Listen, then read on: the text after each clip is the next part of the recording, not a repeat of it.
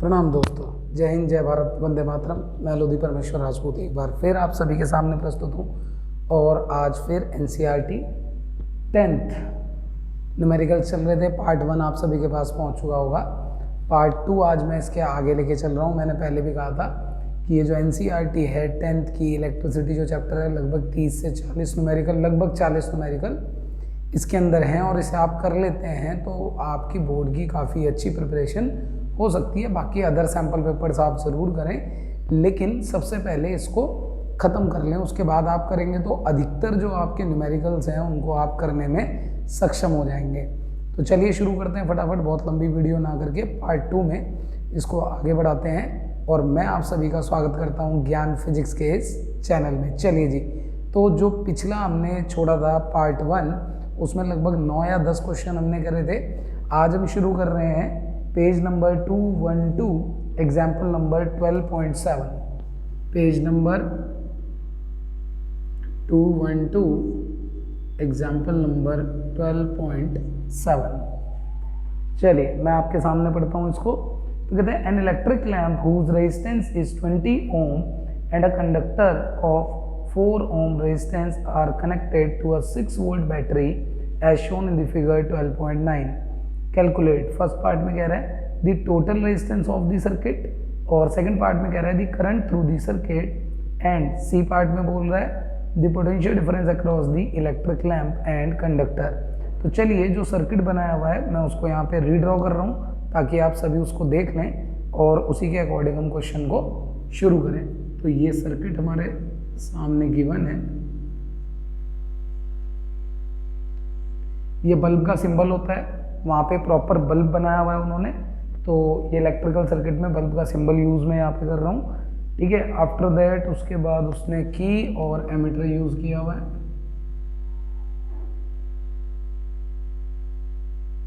एक की and then ammeter. ये 6 वोल्ट की बैटरी है। 6 वोल्ट, जी हाँ बिल्कुल 6 वोल्ट है। ये 4 ओम और जो लैंप है हमारी वो है लैंप 20 ओम। इसका रेजिस्टेंस है 20 ओम, ठीक है। और की को क्लोज किया हुआ है के, तो करंट फ्लो होगा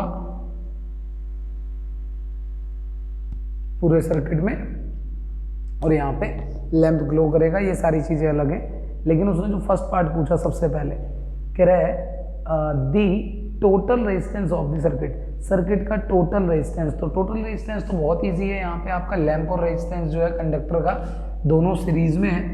तो अगर इसको मैं R1 और इसको R2 मान लूँ तो सीरीज में जो रेजिस्टेंस है that is R1 plus R2। ये फॉर्मूला होता है, हम जानते हैं। 4 + 20 दैट इज 24 ओम। तो ए पार्ट तो बहुत ही सिंपल हो गया हमारे पास, कोई समस्या ही नहीं।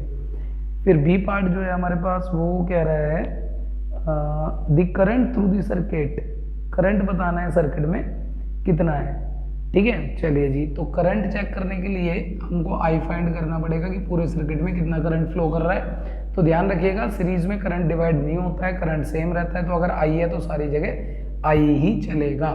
तो according to Ohm's law V is equal to I R होता है, तो I इज इक्वल टू हो जाएगा V/R। तो टोटल पोटेंशियल है 6 वोल्ट और टोटल रेजिस्टेंस है 24 ओम। तो 1/4 एम्पियर ये हमारे पास करंट आ गया। और सी पार्ट में वो हमसे कह रहा है the potential difference across the electric lamp and conductor. Electric lamp और कंडक्टर के अक्रॉस मान लीजिए यहाँ पे पोटेंशियल V1 है और यहाँ पे V2। भाई ये तो हम सभी जानते हैं कि जो सीरीज होता है सीरीज में पोटेंशियल डिवाइड हो जाता है, अलग अलग रहता है, और करंट जो होता है वो सब जगह सेम चलता है। तो जितना करंट यहाँ फ्लो करेगा उतना ही करंट यहाँ भी फ्लो करेगा। यानी I जो है वो यहाँ पे भी कितना है 1/4 एम्पियर और यहाँ पे भी I कितना फ्लो कर रहा है 1/4 एम्पियर। तो दोनों में जो करंट है वो सेम चल रहा है। तो यहाँ पे पोटेंशियल निकालना बहुत बड़ी चीज़ नहीं है। V1 इज इक्वल टू हो जाएगा I, R कितना है हमारे पास R1, और इधर अगर बात करूँ मैं V2 की, लैंप के अक्रॉस जो है वो हो जाएगा I इंटू R2। तो I कितना है 1/4, R1 कितना है मेरे पास 4। तो V1 इज इक्वल टू हो गया 1 वोल्ट। यहाँ पे V2 is equal to check करिए आई कितना है आपके पास 1/4 एंड R2 कितना है आपके पास 20, तो ये हो गया 5 वोल्ट। तो V1 1 वोल्ट है, V2 5 वोल्ट है। अगर ये 1 वोल्ट है, ये 5 वोल्ट है, तो इनका टोटल जो बनेगा प्लस करके दैट इज 6 वोल्ट। और वो देखिए यहाँ पे है टोटल पोटेंशियल जो है, क्लियर है, जो टोटल पोटेंशियल है दैट इज 6 वोल्ट और आना भी चाहिए। अगर ऐसा नहीं होता है तो फिर आपका आंसर गलत है पक्का। ये 1 और 5 सीरीज में जितना टोटल पोटेंशियल होता है, अगर वो टोटल के इक्वल नहीं आता तो गड़बड़, आइडियल कंडीशन में ये आता ही आता है, ठीक है। चलिए नेक्स्ट क्वेश्चन जो है हमारे पास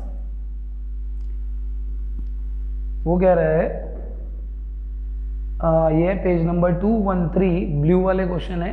question number 1, draw schematic diagram of a circuit consisting of a battery of 3 cells of 2 volt each, a 5 ohm resistor and 8 ohm resistor and a 12 ohm resistor and a plug key all connected in series। एक आपसे diagram बनवाना चाहता है वो circuit diagram, तो ये अगर note कर लिया होगा आपने मेरे ख्याल, या स्क्रीनशॉट लेना है तो वो भी ले लिया होगा अब तक। आगे बढ़ते हैं।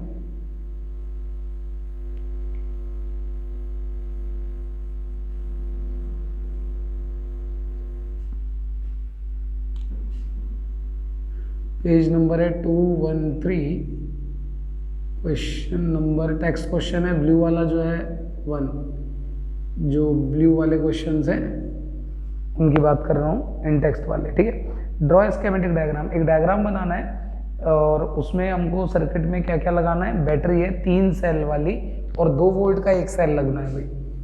तो आप एक बैटरी अप्लाई करिए,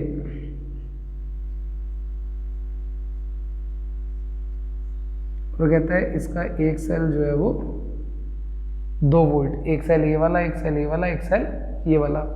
तो आपके पास ये बैटरी हो जाती है 6 वोल्ट की टोटल। अच्छा, फिर कह रहा है हमसे 5 ओम का रजिस्टर है, 8 ओम का रजिस्टर है, 12 ओम का रजिस्टर है और एक प्लग की है, और ये सब कुछ सीरीज में है। तो 5 ओम, 8 ओम, 12 ओम, कोई बड़ी बात नहीं है, लगा सकते हैं बहुत इजीली।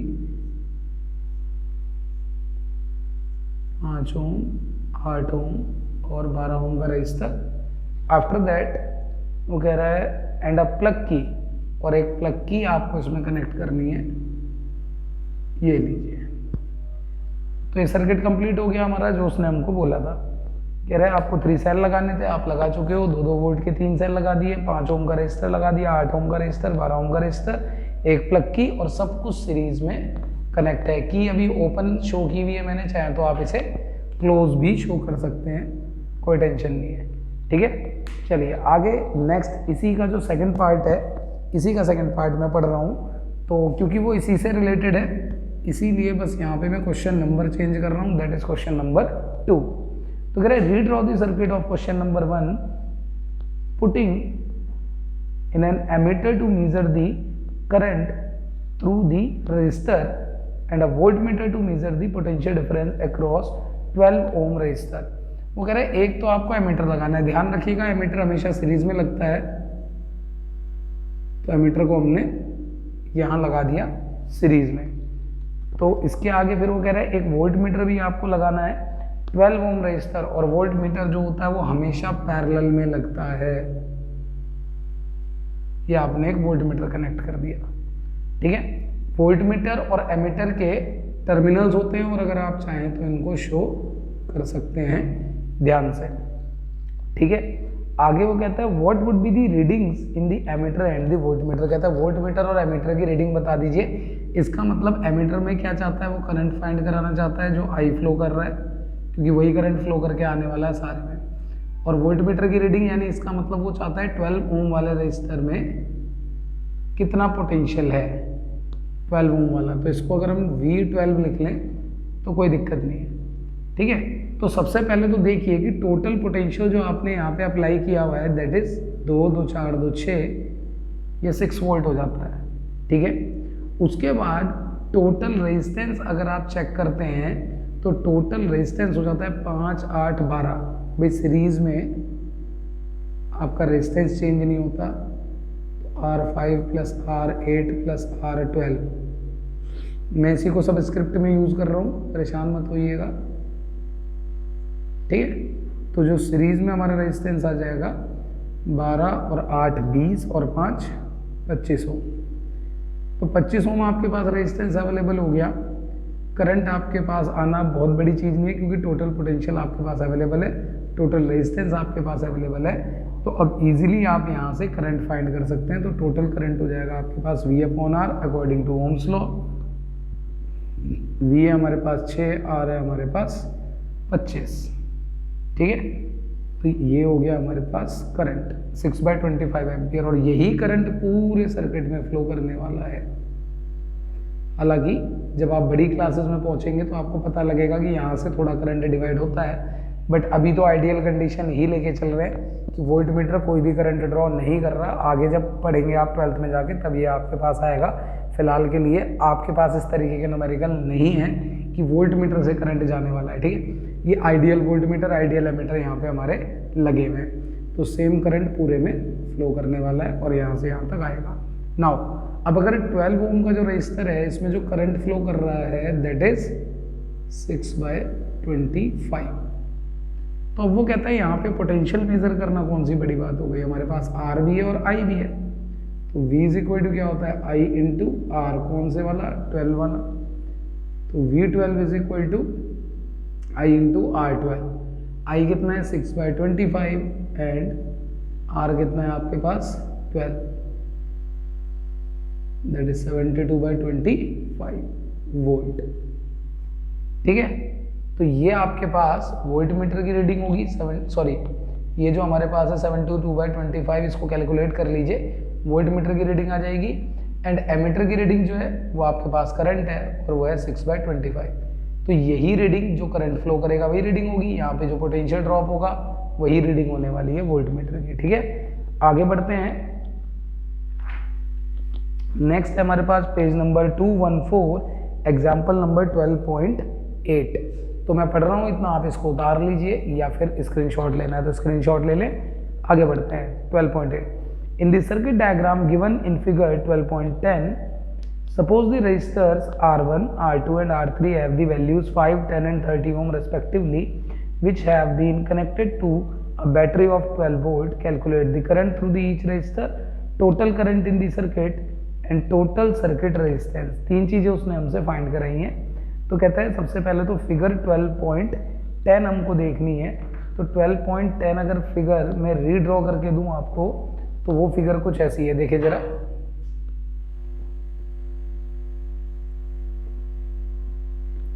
तो अब जो हमारे पास है क्वेश्चन वो है पेज नंबर है हमारे पास 214 and example 12.8, page number 214 example 12.8।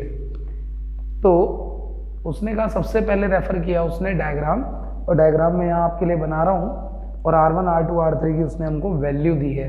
देखिए भाई ये डायग्राम है हमारे पास, जिस 12.10 की वो बात कर रहा है। This is R1, this is R2 and this is R3। यहाँ पे एक वोल्ट मीटर लगाया है, ठीक, और लास्ट में फिर बैटरी की एंड एक एमीटर है। बैटरी है, की है, एमीटर है, ठीक है। ये डायग्राम है। अब इस डायग्राम में आपसे उसने क्या पूछा है जरा देखें। यहां से आई करंट फ्लो किया है। अब देखें वो कह रहे हैं इस डायग्राम में जो R1, R2, R3 है 5, 10 एंड 30, 5 ओम, 10 ओम, this is 30 ohm, ठीक है। After that which have been connected to a battery of 12 volt, और यहाँ पे पोटेंशियल आपको दिया है 12 वोल्ट। अब कैलकुलेट बोलता है हमसे कि कैलकुलेट करिए। फर्स्ट पार्ट है इसमें, ए पार्ट है सबसे पहले। चलिए जी ए पार्ट देखते हैं। कह रहे थे करंट थ्रू ईच रजिस्टर, हर रजिस्टर से करंट कितना फ्लो कर रहा है। तो देखें आपका पैरेलल है, पैरेलल में करंट डिवाइड होता है, I1 I2 I3, तीनों में जो करंट है वो अलग अलग जाएगा क्योंकि तीनों रेजिस्टेंस की वैल्यू अलग अलग है। सेम होती तो सेम करंट जाता, डिवाइड होता हालांकि वो बात अलग है कि डिवाइड तो होना ही है। पैरेलल में पोटेंशियल सेम रहता है, करंट डिवाइड होता है।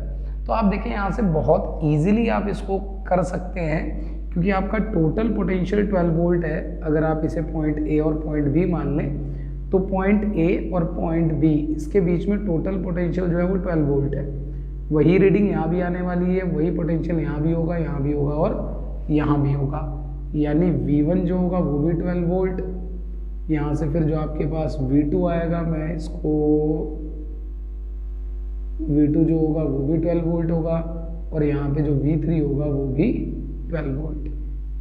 तो तीनों के तीनों जो होंगे हमारे पास ये 12 वोल्ट होने वाले हैं। तो बहुत ईजी है हमारे पास यहाँ से करंट फाइंड करना। I1 इज इक्वल टू हो जाएगा हमारे पास V1 बाय R1, I2 हो जाएगा V2 bye R2 and I3 होगा V3 बाय R3। और ये तीनों ही चीज़ें कहाँ से आ रही हैं? Ohm's law, V is equal to IR से। तो I1 इज इक्वल टू कितना हो जाएगा भाई? V1 कितना है 12, R1 कितना है 5 एम्पियर। यूनिट लिखना ध्यान रखिए, यूनिट नहीं लिखी तो आधा नंबर कट जाता है कई बार, तो ध्यान रखिएगा यूनिट आपको प्रॉपरली ज़रूर लिखनी है। V2 की अगर बात करें तो ये भी 12 है और R2 जो है हमारे पास वो 10 ampere and I3 is V3 again 12 and this is 30 ampere. आप काट सकते हैं, कट जाएगा तो जो भी आपके पास आ जाए वो आंसर है। ठीक है, तो ये कैलकुलेशन आप कर सकते हैं। वीडियो ज़्यादा लंबी ना हो इसलिए कैलकुलेशन छोटी छोटी मैं आपके लिए छोड़ देता हूँ, तो आप कर सकते हैं इन कैलकुलेशंस को मेरे ख्याल से। चलिए आगे अगर बढ़ते हैं तो इसका जो सेकंड पार्ट है वो कह रहा है the total current in the circuit. Total current in the circuit बहुत बड़ी चीज नहीं। टोटल करंट कितना होगा? I is equal to I1 plus I2 plus I3, तीनों का sum I1 plus I2 plus I3 that is 12 by 5 plus 12 by 10 plus 12 by 30। आप इसका LCM लेंगे तो 30 आ जाएगा। इधर से जब LCM 6 होगा, 12 6 72, 72, 3 12 3 जा 36 और यहाँ पे 12। तो इसकी कैलकुलेशन हो जाएगी आपके पास 72 12 36। तो इसको 72 12 एंड 36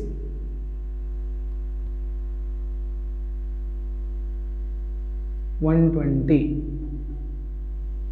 चलिए जी, अपॉन 30। अब आप इसे कैंसिल कर सकते हैं 4, तो टोटल करंट है आपके पास 4 एम्पियर। ठीक है, तो ये बहुत इजी है, कैलकुलेशंस हैं। कई बार बच्चे परेशान हो जाते हैं बट कॉन्सेप्ट अगर आपके क्लियर है तो क्वेश्चंस इजीली आप कर पाते हैं न्यूमेरिकल। और लास्ट पार्ट सी कह रहा है दी टोटल सर्किट रेजिस्टेंस, कहता है टोटल सर्किट रेजिस्टेंस हमको बता दीजिए, that is the C part. Total resistance तीनों पैरेलल में मैंने आपको शायद पहले भी 1-2 क्वेश्चन इस तरीके के जो छोटे मोटे आए थे, नहीं आए थे तो यहाँ सीख लीजिए। पैरेलल का मतलब होता है कि जब आपका रेजिस्टेंस जो होते हैं वो कॉमन एंडिंग पे कनेक्टेड है। कॉमन एंडिंग का मतलब होता है एक टर्मिनल एक एंड पे, वहीं पे दूसरे रेजिस्टेंस का भी टर्मिनल होना चाहिए, और जो दूसरे टर्मिनल की बात है यानी दूसरा जो रेजिस्टेंस का एंड है वो दूसरे टर्मिनल पे और इसका भी दूसरा एंड उसी टर्मिनल पे होना चाहिए। यानी दोनों की एंडिंग सेम होनी चाहिए, इसकी एंडिंग इसकी एंडिंग, दूसरे रेजिस्टेंस का एक एंड दूसरे रेजिस्टेंस का एक एंड, फिर तीसरे का भी दोनों वही होने चाहिए। मतलब आप ऐसा कह सकते हैं कि सेम पोटेंशियल के अक्रॉस सारे लगे हुए होने चाहिए।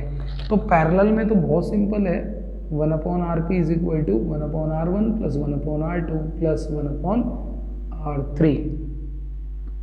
तो ये बहुत इजीली हम कैलकुलेट कर सकते हैं और इसको मैं इधर कैलकुलेट कर देता हूँ।